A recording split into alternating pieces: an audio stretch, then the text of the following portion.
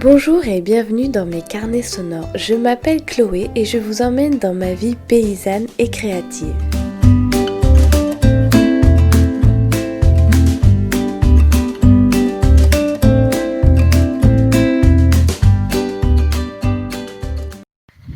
Alors ça y est, on vient de ranger les dernières balles de foin sous la bâche. On a fait une meule. Donc ça y est, les foins sont officiellement finis pour cette année. Donc je suis assez contente de la saison. Là je vais aller voir mon petit lot de béliers. Béliers et les mâles parce que ce matin on a déplacé le troupeau. Et il y en a un qui était un petit peu à la traîne derrière. Et j'ai regardé un peu ses muqueuses et tout, il est très pâle. Donc c'est un parasite qui s'appelle Haemonchus contortus je crois. Donc voilà, là je vais aller le soigner et puis je vais voir comment il se comporte. Bon, c'est un peu quand il y a des étés un peu humides comme ça, c'est souvent, enfin moi en tout cas sur mes parcelles avec mes animaux, c'est souvent que j'ai ce genre de parasite. Donc là je pense que c'est pris relativement.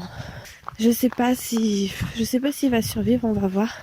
J'ai l'impression qu'il est bien atteint, mais en même temps je l'avais pas vu décliner, mais c'est un peu disons la spécificité de ces parasites, c'est que ça va quand même assez vite. Donc on va aller voir ça. C'est dans le champ qui monte bien. Donc faut marcher un tout petit peu et monter la pente et normalement je devrais le trouver. Donc j'ai pris l'OPI, comme ça je suis sûre de rassembler le troupeau et voilà. Et puis on va aller voir s'il y a de l'eau, tout ça. Et après j'irai voir mon troupeau de maman et de petits agneaux pour eux aussi également les changer de pâture.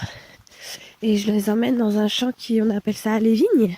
C'est un petit champ pas très grand, entouré de forêt qui est très joli, très ombragé. Et on l'a girobroyé il y a un peu plus d'un mois. Donc la repousse est très très jolie. Faut que je leur ramène de l'eau et puis il sera 17h. Le temps d'aller récupérer la petite à l'accueil de loisirs.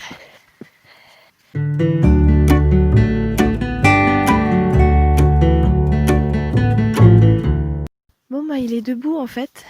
Et il était en train de manger, donc je pense que ça devrait aller. Ce que je vous ai pas précisé, c'est que la petite côte qu'il faut monter à pied, il a pas voulu la monter. Donc j'ai dû le prendre sur le dos.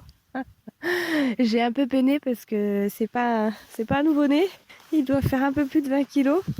Donc je l'ai pris comme un sac à dos, disons, en lui tenant les deux pattes avant. Et voilà. Bon bah là, j'arrive pas à l'attraper. Voilà, viens mon coco. Allez, c'est bien. Hop, il faudra que je revienne ce soir. Tout va bien. L'OPI fini, c'est bien. Voilà, bon, il est debout, il mange, c'est bien. Et c'est vrai que c'est assez. Des fois, ça va très très vite et on les perd comme ça parce qu'on n'est pas assez vigilant. Et bon, je pense que ça devrait aller. Il est pas. C'est vrai qu'il a les muqueuses pâles, mais il n'est pas amaigri. Voilà. Bon, ben maintenant, je vais aller aider Hugo à ramasser les patates nouvelles. On est jeudi, mais on a commencé un petit peu les récoltes qu'on fait le vendredi pour la vente du samedi.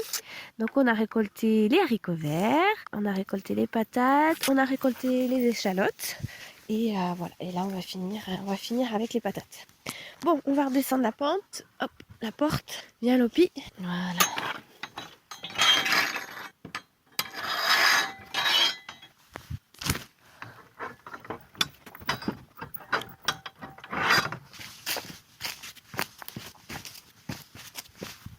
Et dans la petite pente qui descend, il y a le roi des châtaigniers. Alors c'est pas le roi par sa taille ou sa grandeur, mais c'est un petit châtaignier qui est à côté de sapin, mais il donne les plus grosses châtaignes de la région. Enfin de la ferme quoi. Et cette année avec les pépineuses, j'ai prévu de faire de la confiture de châtaigne. Donc j'en avais déjà fait mais il y a des années au lycée. On avait fait une grosse session donc entre amis. Donc on était plusieurs, mais il y avait quand même beaucoup de châtaignes. Et j'ai été quand même un peu traumatisée par le double épluchage. Donc là, le principe en fait de l'épépineuse, c'est de faire... donc vous faites cuire vos châtaignes entières, vous les incisez, vous les faites cuire et vous les passez à l'épépineuse, ce qui va permettre d'enlever la petite peau sans l'éplucher.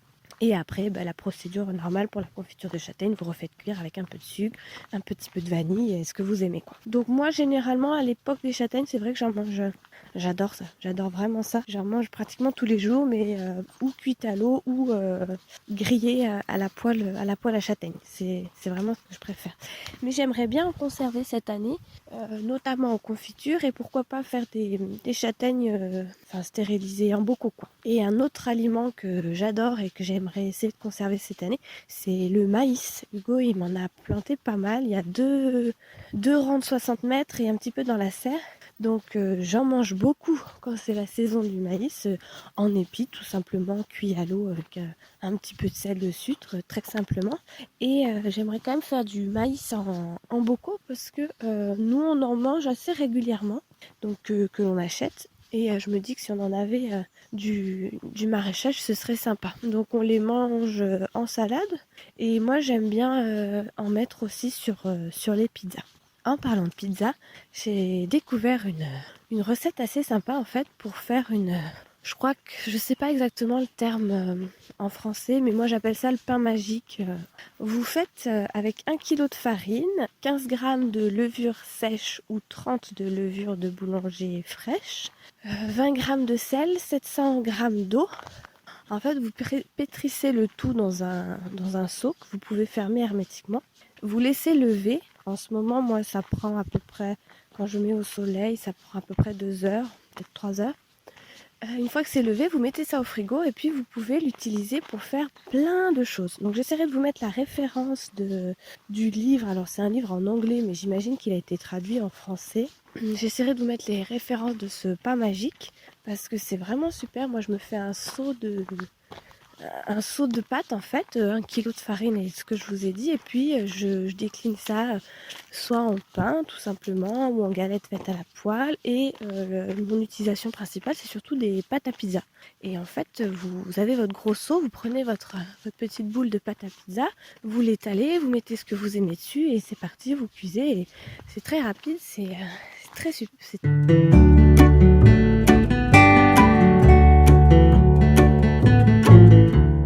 Et avant de commencer les haricots, on va faire un petit tour au mur parce qu'il est 4h30. Donc on va faire un petit goûter. Oh là là, il y en a des belles, des grosses. Alors c'est des mûres qu'on a plantées, donc ça a pas... C'est bon, mais ça n'a pas la saveur des mûres sauvages. Mais pour un petit casse-croûte, c'est délicieux. Oh, il y en a des belles. Ah ça y est, commence à être bien mûr. J'en avais mangé il y a quelques jours, mais c'était limite. Oh là là.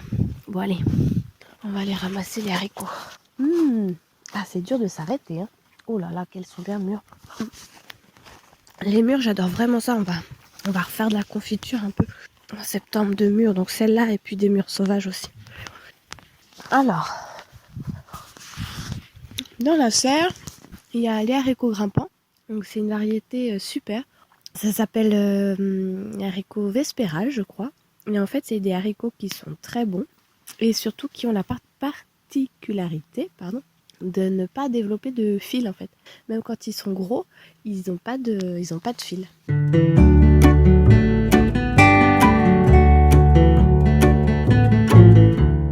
Bon, on devait moissonner cet après-midi et puis en fait, la moissonneuse est partie ailleurs.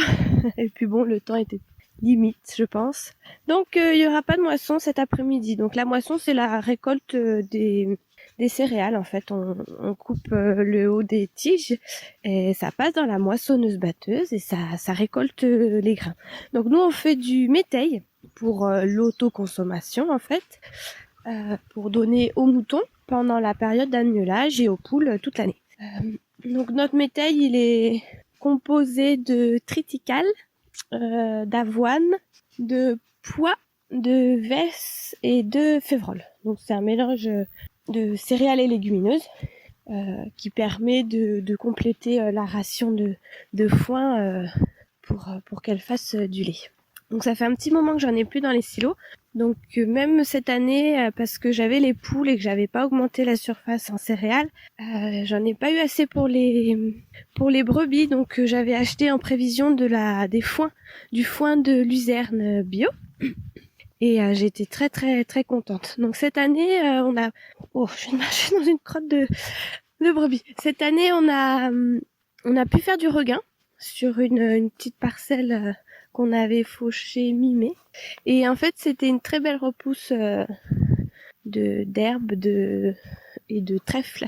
Donc je pense pas. Et puis on en a fait. J'ai mis une photo il y a quelques temps sur Instagram. On en a fait bien plus que ce que je n'avais estimé. 3 fois plus à peu près. Donc je pense que j'aurais pas besoin d'acheter de luzerne cette année. Nous on va essayer d'en implanter une sur la parcelle où on a fait les patates cette année parce on l'a travaillé dans le sens pour les patates et puis le terrain et le travail permettra aussi d'implanter une luzernière. Donc c'est un tout petit carré, mais je pense qu'on peut faire plusieurs coupes et pas mal de petites bottes de luzerne. Moi je rachète pas d'aliments pour les agneaux. Donc ils poussent à l'herbe en fait, ils grossissent à l'herbe. Cette année, c'est une année relativement bonne pour nous parce qu'il n'a pas fait très chaud. Là, on le voit dans les champs, c'est encore vert. Il a plu au bon moment. Du coup, en tout cas pour l'herbe et donc pour les agneaux, c'est une super année. Pour le maraîchage aussi d'ailleurs, c'est une année agréable. On doit quand même arroser, irriguer certaines plantations, mais il y a quand même rien à voir avec l'an dernier. Bon, et ben là encore une fois, je cherche mes brebis et je les vois pas. Bon, il faut que je fasse tout le tour. Hein. Je pense qu'elles sont dans le petit paradis là. Elles aiment bien ce coin. Donc au niveau des brebis, eh ben ça va. Elles passent un été relativement frais, donc ça c'est chouette. Et donc il reste un mois avant la mise à l'ARPRO. Pour celles qui ont mis bas, début février. Et après on va les mettre avec les béliers. Donc cette année j'ai 2 béliers limousins et 2 béliers Hampshire. Donc on va faire du pur limousin, du pur Hampshire et des croisés. Ah si, elles sont là.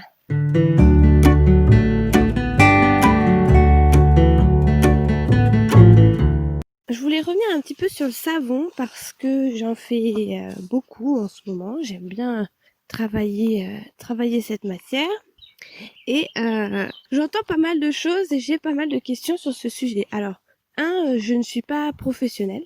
Ça fait quelques temps que j'en fais, mais je n'ai pas ce n'est pas pour en vivre. Et deux, moi j'ai un petit peu un avis, comment dire, arrêté sur le sujet des cosmétiques. Donc le savon permet de laver en fait et considéré comme cosmétique. Donc ce qu'on entend par cosmétique, je vais vous donner la définition. Cosmétique, c'est relatif aux soins de beauté. Donc un cosmétique, du grec cosméo, qui veut dire je pars, genre. C'est une substance, un mélange qui doit être mis en contact de la peau du corps humain, de l'épiderme, du système pileux, des ongles, des lèvres, des dents, qui doit permettre de le nettoyer, de le protéger, de le parfumer et de le maintenir en bon état.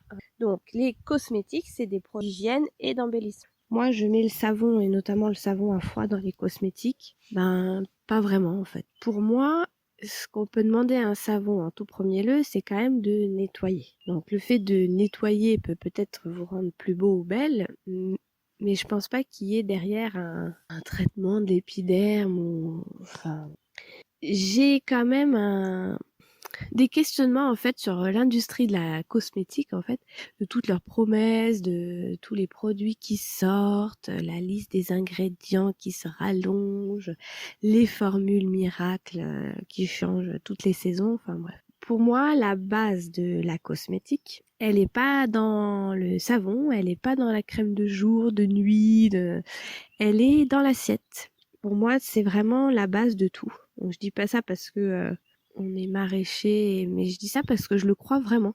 Je pense que si vous avez une alimentation correcte, une activité physique correcte, une vie pas stressante et épanouie, je pense que les secrets de la beauté sont là. Après, je le répète, je parle pas des vrais problèmes de peau et tout ça, c'est autre chose. Mais ça, c'est plutôt dans vraiment le soin thérapeutique et on s'éloigne de la cosmétique.